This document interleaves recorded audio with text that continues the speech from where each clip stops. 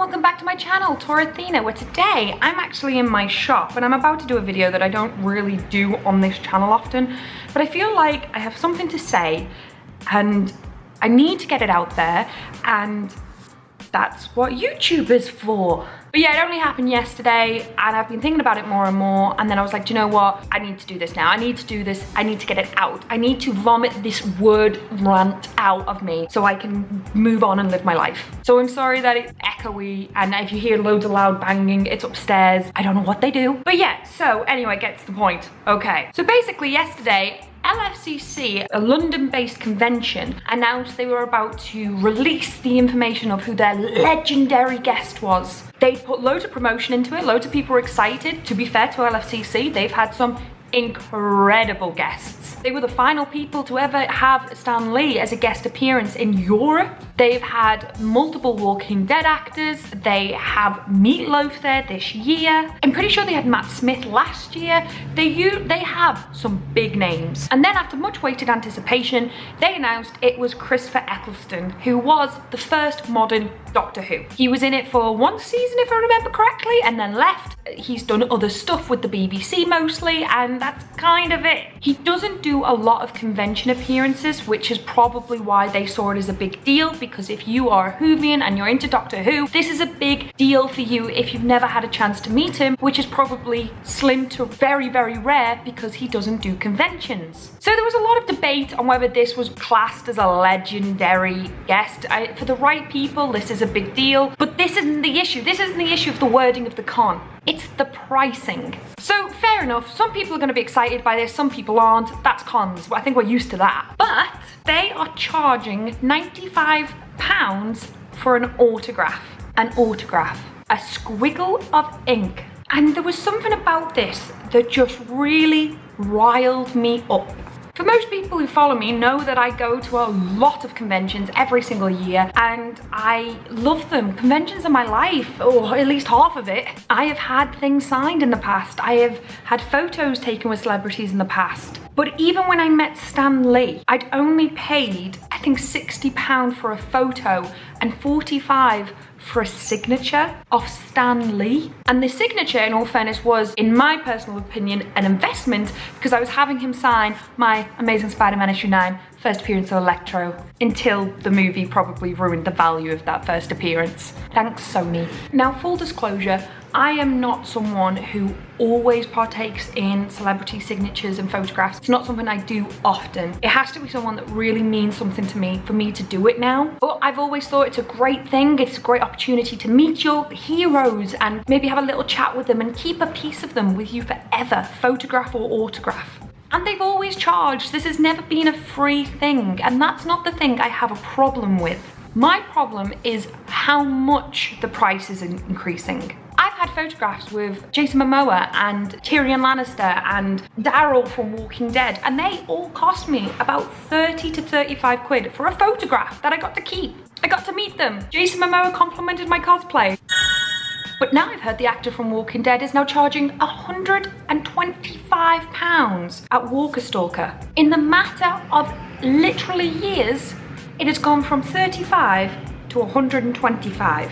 And I put this status up yesterday complaining that anyone who pays £95 for an autograph is stupid. It was very aggressive status to show my anger towards the con. Not really necessarily at the people buying it, but I wasn't articulating my thought properly, which is why I'm doing this video. Because when I put that status out there, a lot of people either agreed with me saying it's too much money and it's ridiculous, or they were saying, well, no, I would buy that, or I would spend that much on maybe not Christopher Eccleston, but a different higher caliber celebrity. Now, I'm not so angry they're charging £95 specifically for Christopher Eccleston, which I do still think is massively overpriced. The celebrity itself is not the question or the debate, it's the price. This isn't a debate of whether you would pay it, it's whether you should pay it. I seem to have fallen into the con world just before the Comic-Con boom in England hit. Cosplays were still a thing, conventions were exactly what they are now, but they were a fraction of the size. Even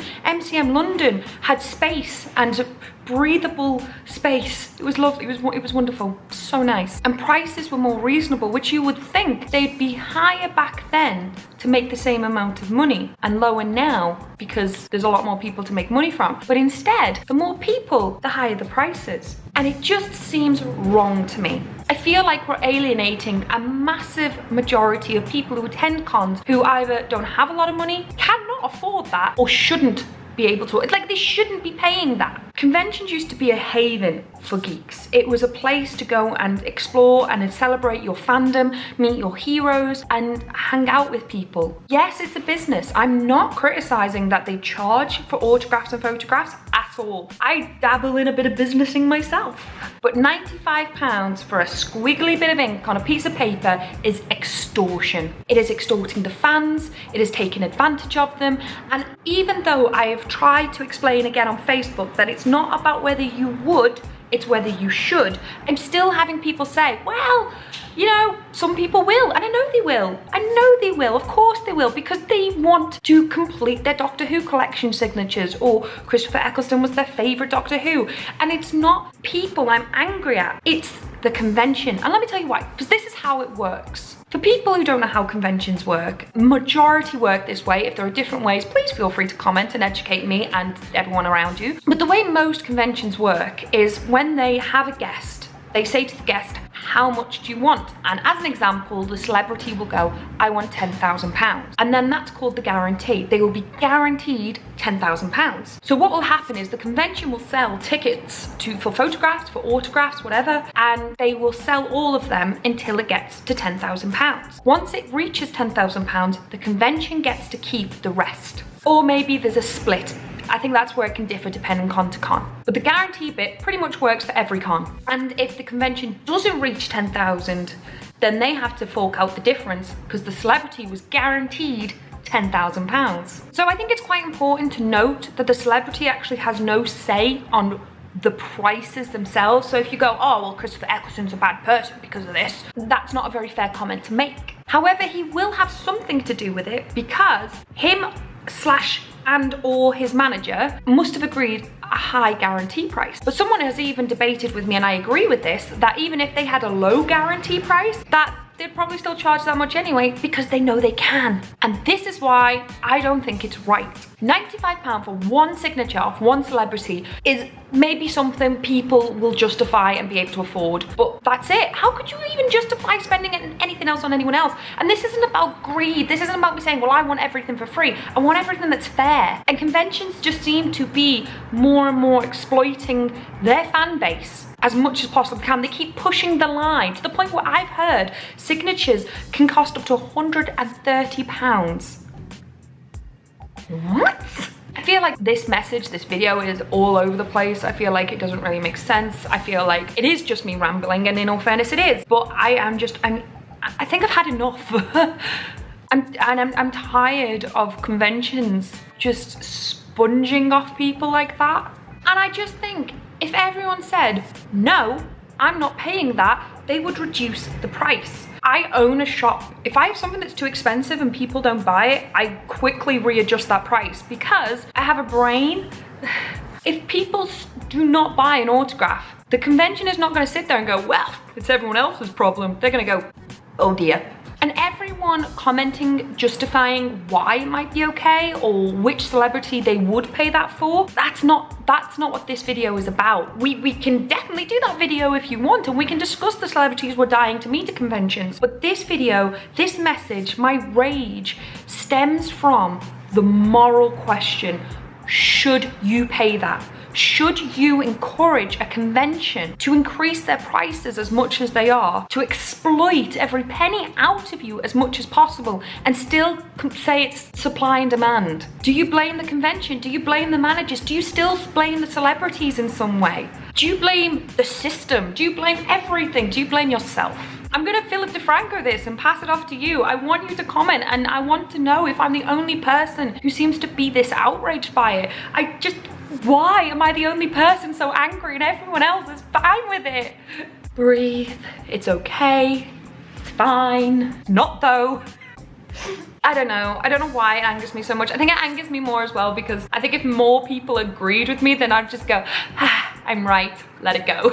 But the fact that so many people are saying like, well, I'd still go see this person or I'd go see that person. I'm like, okay, maybe I didn't articulate it very well. Maybe I have to put it out there again into the world that no one cares about my opinion, but still, I'm gonna give it to you because that's what YouTube does. That's what it's for. Or maybe, I don't know. I don't know.